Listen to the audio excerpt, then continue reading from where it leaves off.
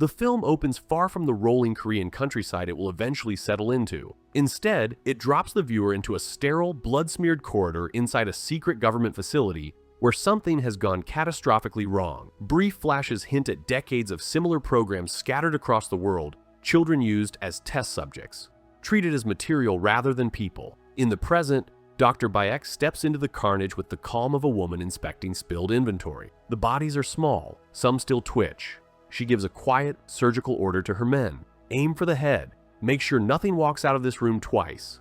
2 children are already gone. Mr. Choi, her hardened field operative, leads the chase through the surrounding forest and corners one of them, a boy. The other, a small, terrified girl, vanishes into the trees.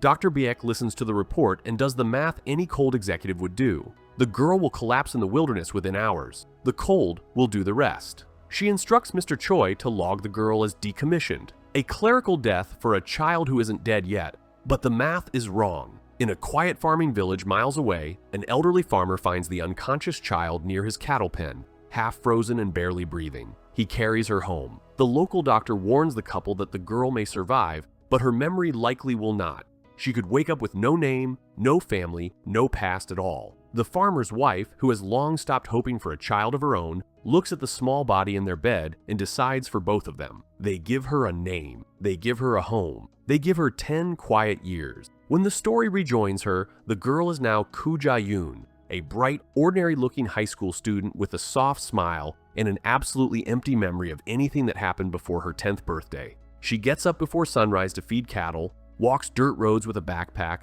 jokes with her best friend Myung-hee at school, and helps her aging adoptive parents keep the farm from collapsing. To anyone watching, she is the gentlest girl in the village. The farm is in trouble. Her mother's dementia is advancing fast enough that some mornings she struggles to recognize her own daughter. Cattle prices keep falling. The feed shop has stopped extending credit. When Ja-yoon tries to get cattle feed without money, the owner refuses, until his smitten son quietly loads up her truck behind his father's back. Ja-yoon drives off with a sheepish wave. The father is left fuming. That night, after a long bath, the first headache hits. It arrives without warning, a deep, blinding pain behind her eyes that buckles her knees. It passes as quickly as it came, leaving her shaken. Hours later, she sits at a screen, scrolling through articles about brain specialists who treat advanced dementia, quietly cataloging every name that might save her mother. The girl who supposedly remembers nothing has clearly learned to think very, very carefully. At school the next day, Myung-hee bursts in with an idea half meant as a joke. A national singing competition is offering a prize of around $500,000 to its winner. Ja-yoon can barely carry a tune in the school corridor, but the money would erase her family's debts, pay for her mother's treatment, and give her parents a peaceful old age. She agrees.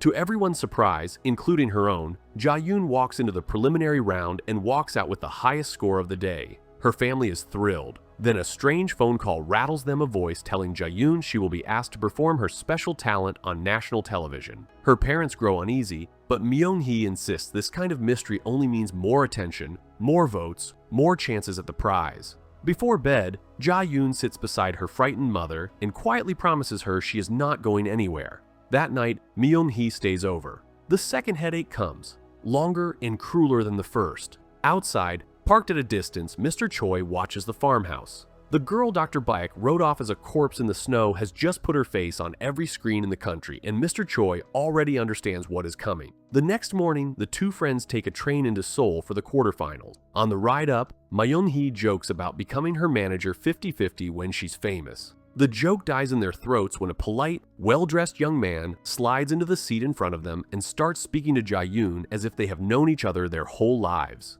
He seems mildly delighted that she has a name now. He calls her something she has never been called, Ms. Witch. When she stares back in genuine confusion, his amusement curdles. He slaps her across the face on the moving train. Other passengers freeze, then look away. Myung-hee shouts. Nobody helps. The young man walks calmly down the aisle, brushes shoulders with another passenger, and casually breaks him apart in the gap between cars without ever raising his voice. By the time the train slows, that passenger is no longer a passenger. At the studio, Myung-hee is shaken. Ja-yoon is composed. She walks out under the lights and delivers a performance the judges did not expect from a quiet farm girl from the countryside, and somewhere in the middle of it, the microphone drifts upward, as if lifted by something the cameras cannot see. The audience gasps. The judges advance her on overwhelming votes. The country has just witnessed a miracle. or something pretending very hard to be one. Backstage, the headache returns harder. Her nose starts to bleed. In a single quiet flashback, we learn she has already been to a specialist who told her the truth. The headaches will kill her within 2 or 3 months, and the only thing that can save her is a bone marrow transplant from biological parents she has never met. Or has she? In an elegant office, Dr. Beck watches the broadcast and smiles. Her best creation is alive. Her best creation is also now impossible to hide. Outside the studio, 2 of her men politely close in on the girls, almost charming about it. A wave of children pouring out of the building accidentally screens the kidnapping, and Ja-yoon and Myung-hee slip into a taxi and catch the next train home, hearts hammering. The polite young man finds them anyway. He appears beside Myung-hee at the station and tells her, very calmly, that he is on his way to murder Ja-yoon's parents. Ja-yoon runs. Myung-hee dials her own father, Officer Do, a small-town policeman on patrol. He swings by the Koo farm to check on the family and finds the young stranger lurking near the property. With old-school courtesy, he asks the man for identification. The young man, for once, hesitates. When the girls finally burst through the door, they find their 2 fathers playing chess in the kitchen, perfectly safe, faintly annoyed at being interrupted. Ja-yoon's hand had already drifted to her temple on the way in, locating them across the property by something other than sight. Officer Do leaves with a soft remark in passing. Those polite young men are Americans, working as a group. Ja-yoon says, very convincingly, that she has no idea who they are. Elsewhere, the young man and his crew pay a visit to a scientist who once worked with Dr. Bayek and refused to keep cooperating. They kill him in his own laboratory. Outside, the young man offers a casual demonstration. A firearm dances in the air at his command, fires by his command, all without his hand ever touching it. They set the building on fire and walk away. The next morning, Dr. Beck sits down with Mr. Choi and tells him his career is taking a long vacation in Europe.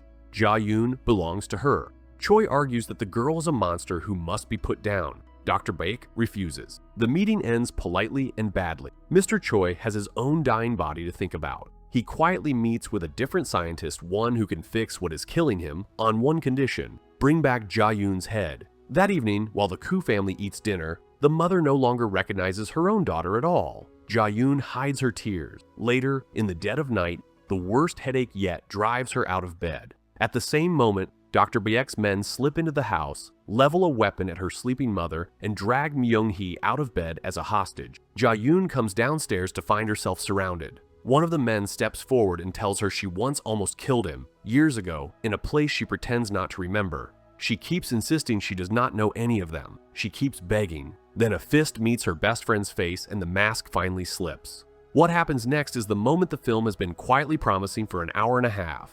Ja-yoon moves, not the way a high school girl moves, the way a weapon moves. She is so fast the camera barely keeps up. Bones break, bodies fall. She tears through every man in the room with the bored precision of someone who learned this work as a child. When the last man drops, the polite young stranger appears in the doorway, slow clapping with genuine admiration. He explains finally what she is. She was built different. She learns everything effortlessly. Every skill that other children sweated for, she absorbed in a fraction of the time. He shows her a thin scar on his forehead and tells her she gave it to him years ago as children. Something stirs behind her eyes, but she does not admit it. He tells her she has a choice. Come with him, or every person in this village dies tonight.